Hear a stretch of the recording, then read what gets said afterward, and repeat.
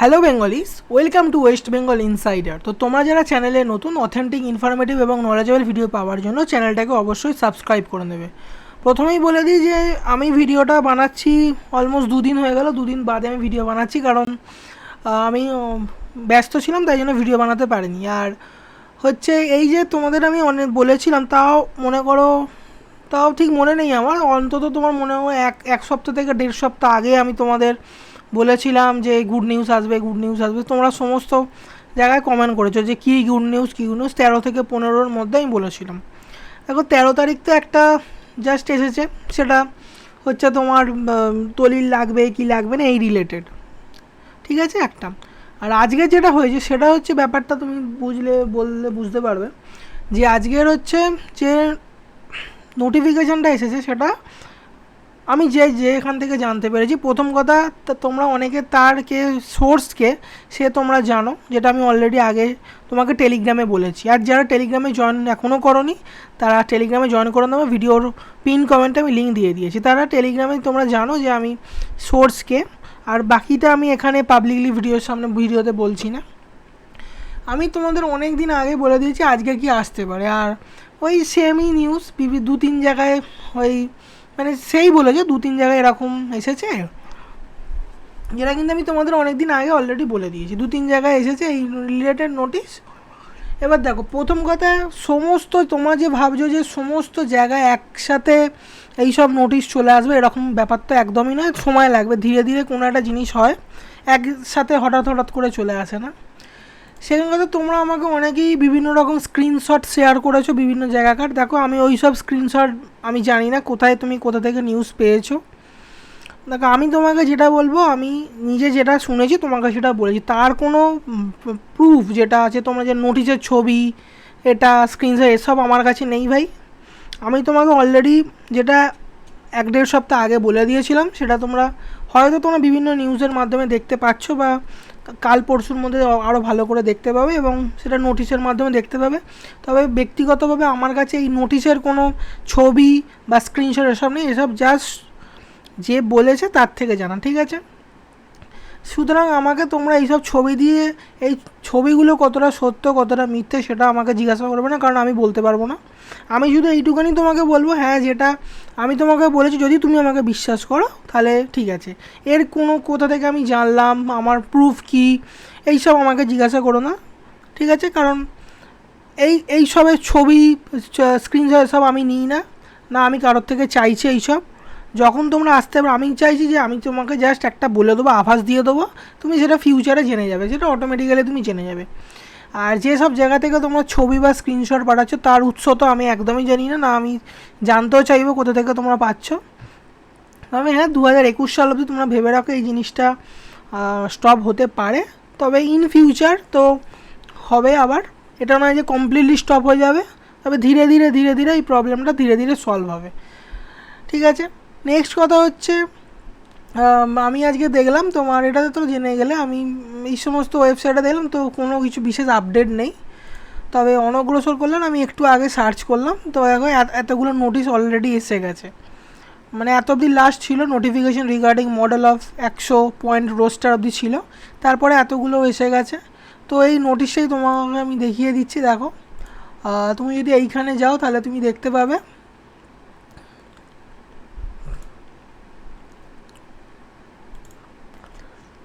তুমি যদি এখানে যাও তুমি দেখতে পাবে এটা 24শে জুন নোটিশটা পাবলিশ হয়েছিল, 24শে জুন। এবার তোমাকে একটা জিনিস হবে, এই নোটিশটা কিন্তু তোমরা এখানে কোথাও দেখতে পাওনি, দেখতে পেয়েছো? অবশ্যই তোমরা দেখতে পাওনি।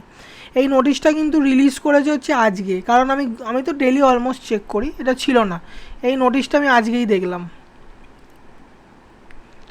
হ্যাঁ আমি তো আজকেই দেখলাম এই নোটিশটা। তবে হয়তো তোমরা দেখতে পারো, আমি এই নোটিশটা তো আজকেই দেখেছি। এই নোটিশটা আমি আগে আর দেখেছি বলে আমার তো মনে পড়ছে না। তবে এখানে দেখো, রীনা সাউ, আনন্দ কুমার গুপ্তা, বিদেশ সরকার, রঞ্জন গুহ, এদের সমস্ত হয়েছে। এগুলো দেখো 2021 সাল, 2022 সাল, এর তো আবার কোনো সালই নেই না, এর 2022 সাল। এবার তুমি একটা জিনিস দেখবে যে নোটিশগুলো পাবলিশ কেন বলো তো এত লেটে হয়। দেখো এই নোটিশটা তোমার 5/6/2026 এটা ক্যান্সেল হয়েছে, 29/5/2026, 16/6/2026, কিন্তু পাবলিশ হয় এত লেট, এত দিন পরে। কেন? তাদের একটা অ্যাপিল করার সুযোগ দিতে পারে, যে তারা যদি ঠিক প্রমাণ বা ডকুমেন্ট সাবমিট করতে পারে তাহলে সেটা তো অবশ্যই চেঞ্জ হয়ে যায়, সেটার জন্য একটু টাইমগুলো দেয়। এর আর কোনো তো নেই, এই জন্য এটা লেট হয়। না, এই নোটিশটা আজকেই পাবলিশ, এই নোটিশটা আমি আগে আর দেখিনি, এই নোটিশটা আজকেই। ঠিক আছে, তাহলে কিন্তু এই নোটিশটা 24শে জুনের, কিন্তু যেটা আপলোড করা হয়েছে আজকে। আর একটা তুমি নোটিশ দেখো, যেখান থেকে কিছুটা তুমি জিনিস বুঝতে পারবে। এখানে application form for admission in central hostel for SC/ST student for graduate and post graduate level 2026, Sidhu Kanu hostel, তারপর Udayan hostel, Saint David hostel, Rani Rashmoni Bidhannagar ছাত্র, এই সমস্ত জায়গায় কী কী লাগছে দেখো, তুমি তাহলে বুঝতে পারবে কিছু কিছু চেঞ্জেস আসবে। যেমন father name, contact number, permanent address with police stations, father occupation, একটা অ্যানুয়াল ইনকাম, এইগুলো কিন্তু তোমার লাগছে। এইগুলো থেকে কিন্তু অনেক কিছু ডিটারমাইন হয়। কারণ তুমি দেখো, একটা কাস্ট ভিত্তিক সমাজে ইনকামের ব্যাপারটা কিন্তু যথেষ্ট গুরুত্বপূর্ণ। অবশ্যই যদি কারোর দেখো কাস্ট ভিত্তিক সমাজে ইনকাম হচ্ছে বছরে 50 লাখ, তো তার উপর একটা নজর পড়বে, এরকম তো ব্যাপার হবে না। সুতরাং এই ইনকামটা একটা ইম্পর্ট্যান্ট ব্যাপার থাকে। Date of birth, Aadhaar number, name of bank, আর এইগুলোর মাধ্যমে কিন্তু তুমি বুঝে নাও যে শুধুমাত্র এই হোস্টেল রিলেটেড নয়, এটা কিন্তু আসলে কাস্ট রিলেটেড অনেক কিছু ইনফরমেশান তুমি এখান থেকে পেয়ে যেতে পারো। বাড়ির অ্যাড্রেস তুমি জেনে নেবে, অ্যানুয়াল ইনকাম জেনে নেবে, তুমি কোন এডুকেশনাল কোয়ালিফিকেশান, তুমি কোন স্কুল কলেজ থেকে পাস করেছো, পার্সেন্টেজ, এগুলো সব জানতে চাইছে। একটা হোস্টেলে কেন এগুলো জানতে চাইবে? তুমি ভেবেছো না? একটা হোস্টেলে এগুলো জানতে চায় না। এগুলো জানতে যাওয়ার মেন পারপাস হচ্ছে এইটা, বুঝেছো? এইটা হচ্ছে মেন পারপাস। তো এই লোকাল গার্জেন নেম, রিলেশনশিপের লোকাল গার্জেন, কন্ট্যাক্ট নম্বর, এইগুলো কিন্তু সব জানতে চাইছে। ঠিক আছে, এবার বলেও দিয়েছে, I shall abide by the rules and regulations and maintain peace and tranquillity in the hostel, and I shall vacate my seat immediately after completion মানে final examination, also leave the hostel. এইগুলো একটা দিয়ে দিয়েছে। তবে এর উদ্দেশ্যটা কী সেটা কিন্তু তুমি বুঝে গেলে। আর এখানে একটা জিনিস আমি দেখলাম, সেটা হচ্ছে সার্টিফিকেট। এখানে যে 2 certificate, 1 from the head of institutions and studying and another proof of MLA, মানে তোমার যেখানে ডমিসাইলের একটা জিনিস চাইবে। এখানে কিন্তু অলরেডি এটা তুমি একটা জিনিস ভাবো, একটা হোস্টেলে তুমি থাকবে, সেখানে তোমার এইসবের ভ্যালুটা কী, কেন দরকারটা কেন তোমরা বুঝতে পারছো। জাস্ট কাস্ট সার্টিফিকেটের গেম আছে এখানে।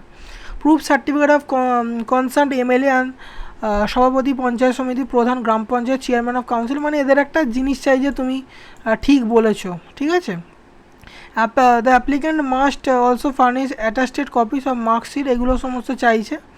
ইনকাম সার্টিফিকেট তোমার একটা প্রুফ চাই, যেটা তুমি ডিস্ট্রিক্ট পোর্টাল থেকে তুমি পেয়ে যাবে। এই সমস্ত ইনফরমেশান যেগুলো আজকে নতুন এসেছে। ঠিক আছে, তাহলে এটা তুমি বুঝলে।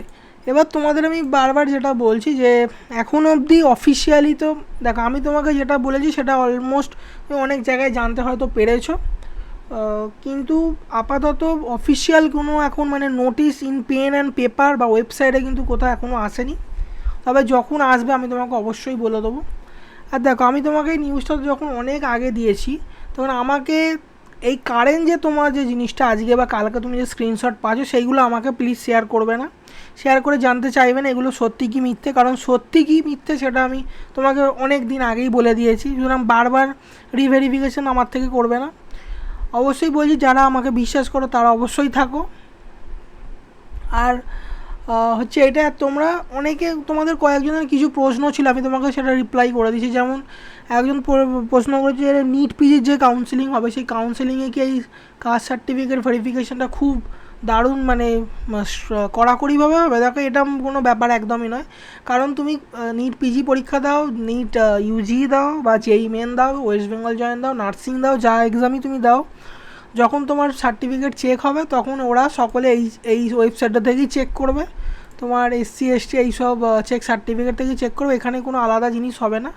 আর ওই ভেরিফিকেশনের মধ্যে অত ছেলেপুলের মাঝখানে যখন সবাই ভেরিফিকেশন করতে এসেছে, তখন তোমাকে বাড়ির অ্যাড্রেস কেউ জিজ্ঞাসা করবে না। ঠিক আছে, এবং তোমার সাবকাস্ট, তোমার গোত্র কেউ জিজ্ঞাসা করবে না।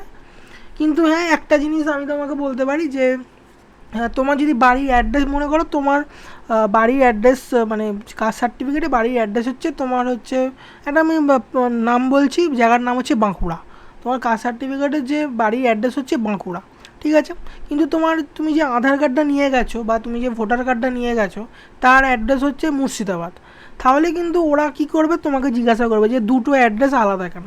তো তার জন্য তোমার তার সাপেক্ষে একটা প্রুফ চাই, এবং সেই প্রুফটা কী হবে, মনে করো তোমার যে আধার কার্ড আছে সেই আধার কার্ডে একটা জায়গায় মানে যেখানে কাস্ট সার্টিফিকেট হয়েছিল সেইখানে তোমার আছে বাঁকুড়া, আর একটা আধার কার্ড যেটা তোমার নতুন আধার কার্ড হয়েছে কারণ তোমার বাড়ি অ্যাড্রেস চেঞ্জ হওয়ার পর, সেটা হচ্ছে মুর্শিদাবাদ।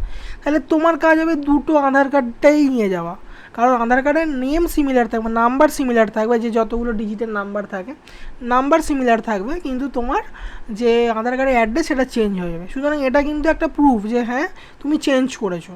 তাহলে এই জিনিসটা কিন্তু অ্যাজ প্রুফ তুমি অবশ্যই নিয়ে যাবে। যদি তোমার দুটো আধার কার্ড যদিও ভ্যালিড না, ভ্যালিড তখন হবে যখন তোমার অ্যাড্রেসটা জাস্ট চেঞ্জ হয়েছে, তখন অবশ্যই ভ্যালিড হবে। তাহলে তুমি এই প্রুফটা নিয়ে যাবে।